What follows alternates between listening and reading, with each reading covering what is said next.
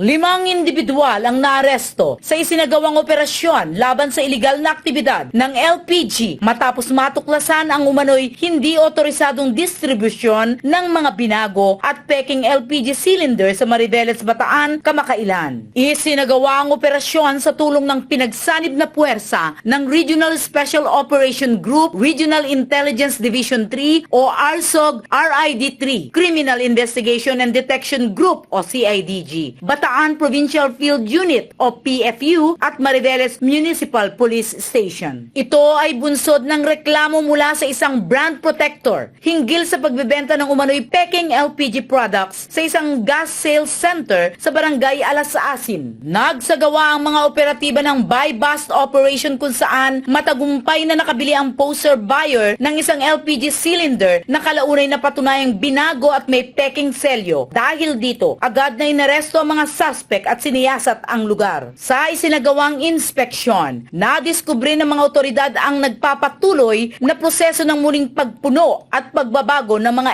LPG cylinder.